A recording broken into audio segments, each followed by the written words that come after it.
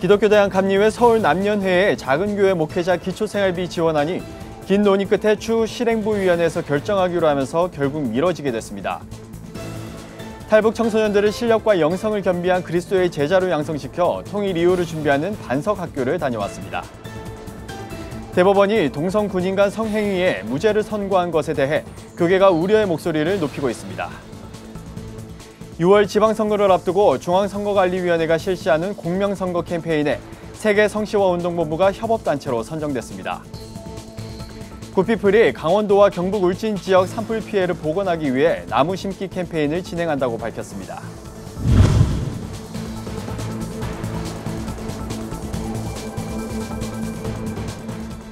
안녕하십니까. 구티비 뉴스입니다. 교계에 관심을 끌었던 기독교대학 감리회 서울 남년회의 178개 작은 교회 목회자 기초생활비 지원 프로젝트 실행이 미뤄졌습니다. 서울 남년회 제33일 연회에서는 이를 두고 치열한 논의를 벌인 끝에 추후 실행부위원회에서 다루기로 하면서 일단락됐습니다. 조유영 기자가 취재했습니다. 기독교대학 감리회 서울 남연회 제33회 연회에서 웨슬리 선교기금 조성안 결의가 긴 논의 끝에 실행부위원회로 넘어갔습니다. 웨슬리 선교기금은 서울 남연회 소속 178개 작은 교회 목회자들에게 기초생활비를 지원하기 위한 프로젝트입니다. 기금 조성을 추진했던 서울 남연회 김정석 감독에 따르면 기금은 미자립교회를 제외한 모든 교회가 매년 연회 부담금과 별도로 부담하는 선교부담금 1.7%로 마련되는 11억 5천만 원, 그리고 연회 예산에서 충당하는 1억 2천만 원과 교회들의 자발적인 특별 헌금 등으로 마련합니다. 이를 통해 매년 15억씩 4년간 50억을 조성해 작은 교회 목회자에 4년간 월 70만 원씩 목회자 기초생활비를 지원하겠다는 것이 이번 프로젝트의 핵심입니다. 서울 남년의 비전교회의 178개 교회를 재정적으로 지원하는, 그래서 든든하게 세워나가게 하기 위한 그런 목적으로 이제 작정이 됐고요. 기간은 2023년부터 2026년까지 만 4년간 이것을 진행할 수 있도록. 이날 연회 참석자 중 프로젝트에 동의하는 회원들은 건의안을 통과시키고 중대형 교회와 미자립 교회가 상생하자는데 뜻을 같이 했습니다.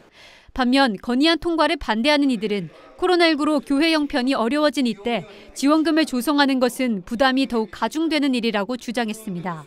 논쟁 끝에 추후 실행부위원회에서 결정하는 것이 좋겠다는 의견에 모두가 동의하면서 2시간여 논의 끝에 일단락됐습니다. 김정석 감독은 실행부위원회의 결정에 모든 교회들이 협조해주길 바란다면서 웨슬리 선교기금 조성의 필요성을 강조했습니다. 지금도 저 골방에서 한 영혼 붙잡고 기도하는 우리의 동역자들, 이 더운 날에, 이 추운 날에 많게도 말고 최저 생활비만 보장해 주자는 겁니다. 우리가 조금 힘들지만 어렵지만 나누어서 자립할 수 있도록, 성장할 수 있도록 디딤돌을 마련해 주자. 서울 남연회 측은 이번 프로젝트가 시행된다면 잃어버린 공교회성을 회복하고 실력 있는 목회자 수급에 물꼬를 트는데 크게 기여할 수 있을 것이라고 밝혔습니다. 구티비 뉴스 조유현입니다. 국내에 거주하는 탈북 청소년과 청년은 약 13,000여 명 정도로 추산됩니다. 이들은 어렵게 북한을 탈출했어도 문화나 언어 등의 차이로 정착을 어려워하기도 하는데요. 탈북민들이 학력을 인정받으며 학습 중단의 위기를 극복하고 사회에 적응을 할 수 있도록 돕는 학교가 있어 찾아가 봤습니다. 하나은 기자입니다. 탈북민 학생 사역은 북한 사역의 기초라고 말하곤 합니다. 탈북민을 실력과 영성을 갖춘 그리스도의 제자로 양성시킨다면 통일 이후 이들이 남과 북의 징검다리 역할을 할 수 있기 때문입니다. 탈북민 대안학교인 반석학교도 이러한 정신에 입각해 2006년 세워졌습니다. 이들의 매일 아침은 예배로 시작합니다. 수업 시작 전 말씀과 기도로 하루를 여는 겁니다. 이 때문에 학교를 통해 예수 그리스도를 깊이 만나는 학생도 많습니다. 일단은 하나님을 놓칠 기회가 많이 없어요. 왜냐면 아침마다 큐티라기보다는 예배를 드리거든요. 말씀 듣고 설교 듣고 여러 가지로 하나님께 막 멀어질 기회는 없어요. 하나님과 예수님과 가까이 할 수 있는 그런 환경이 잘 돼 있는 것 같아요, 학교가. 수업은 맞춤식으로 이루어집니다. 탈북 과정에서 학습 공백 기간이 각기 다르다 보니 이에 맞춰 수준별 수업을 진행하는 겁니다. 중국에서 성장한 학생들은 중국어로 수업을 받습니다. 이뿐만 아니라 학생들이 안정적으로 한국 사회에 정착하고 공부에 집중할 수 있도록 기숙사도 지원하고 있습니다. 이들은 부모 없이 홀로 한국 땅을 밟은 경우가 대다수입니다. 반석학교는 실력과 영성을 갖춘 사회인으로 양성시켜 통일 이후를 준비하는 것이 목표입니다. 정말 이렇게 잘 배워서 신앙을 갖춘 우리 아이들이 그 다리 역할을 하는 거죠. 그 다리 역할을 하면 정말로 우리 통일에 드는 비용이라든가 통일에 오는 혼란이라든가 이런 모든 것들을 좀 줄여나갈 수 있지 않을까. 그 역할을 우리 아이들이 할 수 있지 않을까 저는 그렇게 생각이 들고. 이 학교를 졸업한 학생이 대학 이후 교직 이수 과정을 거쳐 다시 반석학교 선생님으로 돌아온 경우도 3명이나 있습니다. 반석학교 측은 교사가 될 수 있을 정도로 교육 수준이 갖춰지고 다시 학교에서 후배를 양성할 수 있게 된 것은 큰 성과라며 북한 선생님 3명, 남한 선생님 3명으로 이뤄진 반석학교엔 이미 통일이 이루어진 것이나 다름없다고 말합니다. 반석학교 측은 탈북 학생들을 대한민국의 건강한 사회의 일원으로 키워내는 것이 우선적인 임무라며 이들이 잘 양육돼 통일 이후 남과 북의 징검다리가 되길 소망한다고 밝혔습니다. 구TV 뉴스 하나은입니다. 대법원이 사상 처음으로 동성 군인 간 성관계에 대해 무죄를 선고한 것에 대해 교계의 우려가 커지고 있습니다. 지난 2017년 동성 간 성행위로 기소된 현직 군인들은 군사법원에서 진행된 1심과 2심에서 군형법 92조 6항에 따라 유죄를 선고받았습니다. 하지만 대법원 전원합의체는 지난 21일 원심을 파기하고 사건을 고등군사법원으로 돌려보냈습니다. 사적 공간에서 자발적으로 이뤄진 동성 간 성행위는 처벌할 수 없다는 게 이유입니다. 이에 대해 교계는 군형법을 뒤집고 성적 자기결정권을 앞세운 대법원의 판결은 군내 동성애를 허용하게 될 수 있다며 우려를 표했습니다.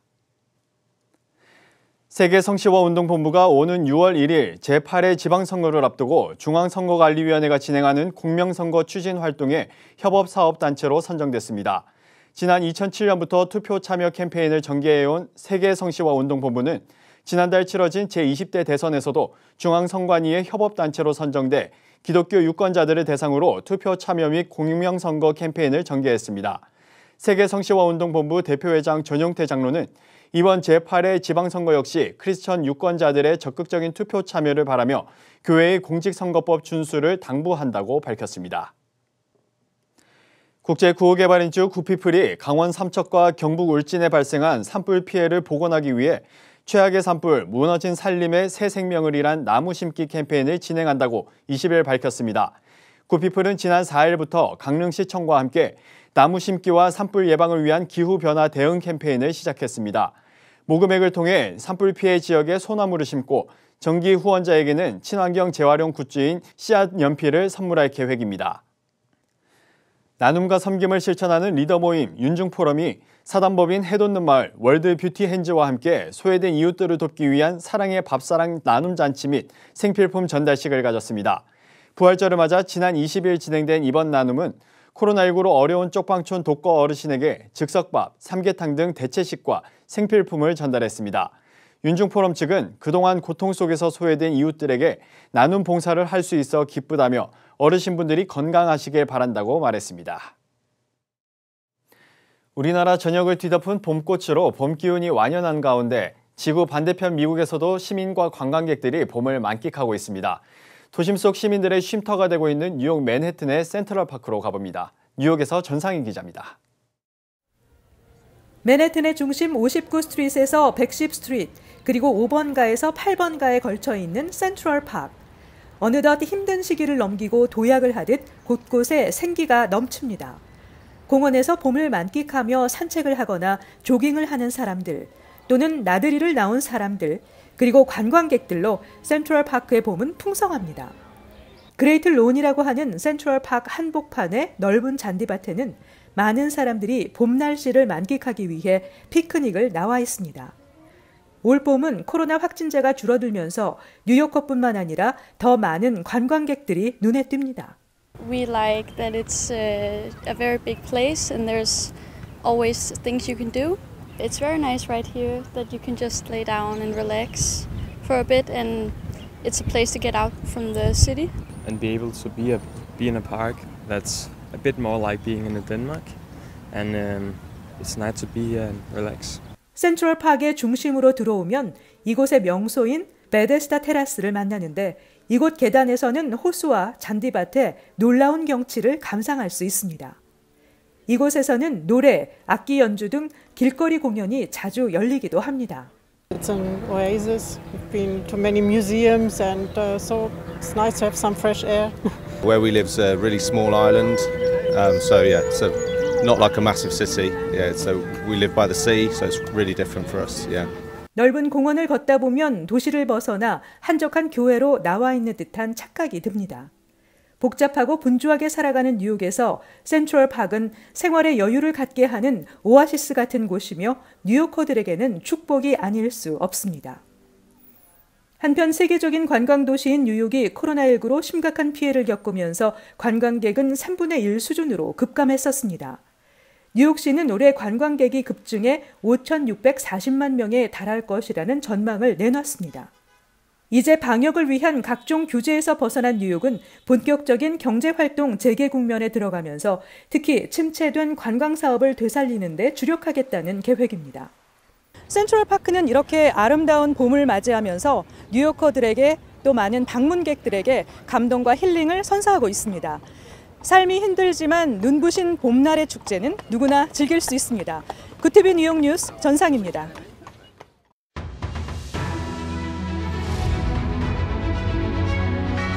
오늘의 이슈 포커스입니다. 코로나19로 인한 사회적 거리두기가 해제된 가운데 25일부터 영화관과 실내 스포츠 관람장, 대중교통에서도 음식물을 먹을 수 있게 됩니다. 김부겸 국무총리는 22일 정부 서울청사에서 주재한 코로나19 중앙재난안전대책본부 회의에서 정부는 일상회복의 폭을 더욱 과감하게 넓혀 나가고자 한다며 이 같은 방침을 밝혔습니다. 김 총리는 현 방역 상황을 두고 일평균 확진자 수가 지난주보다 40% 정도 감소했고 중증 및 사망자 감소세도 지속적으로 줄어드는 등 의료 대응 여력은 충분하다고 평가된다며 질서 있게 일상 회복을 추진하되 고령층과 노인 요양시설 입소자 등 취약계층 관리는 강화하겠다고 설명했습니다. 코로나19가 유행하는 상황에서도 서울 시민들의 식생활 만족도가 소폭 높아졌지만 20대와 학생, 일용직 등 경제 사정이 불안정한 집단에서는 만족도가 크게 떨어지는 것으로 나타났습니다.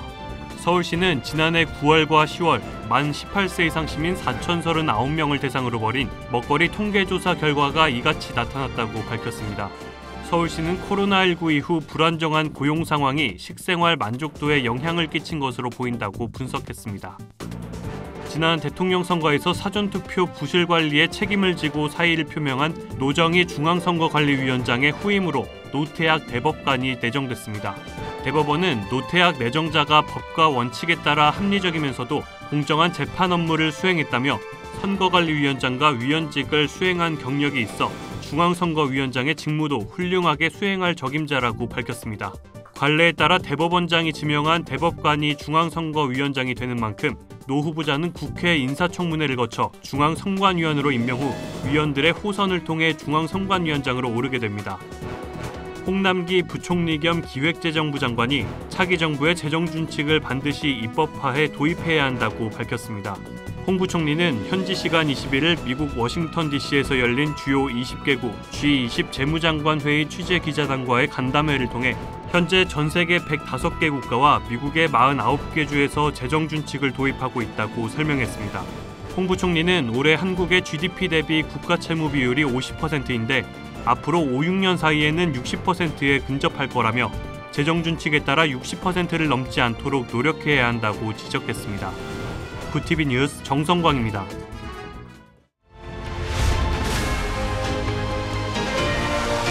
구티비 월드와이드입니다. 일본 정부가 기시다 후미오 총리 취임 이후 처음 발표한 2022 외교청서에서 또다시 독도가 일본 땅이라는 억지 주장을 되풀이했습니다. 하야시 요시마사 외무상은 22일 열린 내각회의에서 이 같은 내용이 담긴 외교청서를 보고했습니다. 외교청서는 최근 국제정세에 대한 분석과 일본의 외교 활동을 기록한 백서로 매년 4월 발표됩니다. 이번 외교청서에는 또 한국이 독도의 경비대를 상주시키며 국제법상 근거 없는 불법 점거를 이어가고 있다는 주장도 반복됐습니다. 오는 6월 예정됐던 제45차 유네스코 세계유산위원회 회의가 러시아의 우크라이나 침공으로 무기한 연기됐습니다. AFP 통신에 따르면 올해 세계유산위원회 의장국을 맡고 있는 러시아가 카잔시에서 주최할 예정이던 회의에 대해 연기를 제안했고 이후 공식적인 합의가 이루어진 것으로 전해졌습니다. 이 같은 결정은 러시아의 우크라이나 침공으로 약 100개에 달하는 문화유적지가 손상됐다는 점을 지적한 서방국들의 압력에 따른 것으로 파악됩니다. 블라디미르 푸틴 러시아 대통령의 건강 이상설이 또 제기됐습니다. 현지 시각 21일 영국 텔레그래프에 따르면 이날 푸틴 대통령이 우크라이나의 요충지 마리우폴 점령에 성공했다며 세르게이 쇼이구 국방장관을 독려하는 모습이 TV를 통해 중계됐고 이 장면에서 푸틴은 회의 내내 테이블 끝을 꽉 잡는 등 불편한 기색을 보였습니다. 해당 영상은 소셜미디어에 퍼졌고 일각에서는 70번째 생일을 앞둔 푸틴 대통령의 건강에 문제가 생긴 게 아니냐는 추측이 계속해서 제기됐습니다. 미국 실업률의 척도가 되는 주간 신규 실업수당 청구 건수가 지난 10일에서 16일 사이 18만 4천 건으로 집계됐습니다. 이는 전주에 비해 약 2천 건 줄어든 수치로 코로나19 팬데믹 이전보다 낮은 수준인 것으로 파악됐습니다. 미 노동부는 현지 시간 21일 이 같은 내용을 발표하며 최소 2주 이상 실업수당을 신청하는 계속 실업수당 청구 건수 역시 감소했다고 전했습니다. 구TV 뉴스 권현석입니다.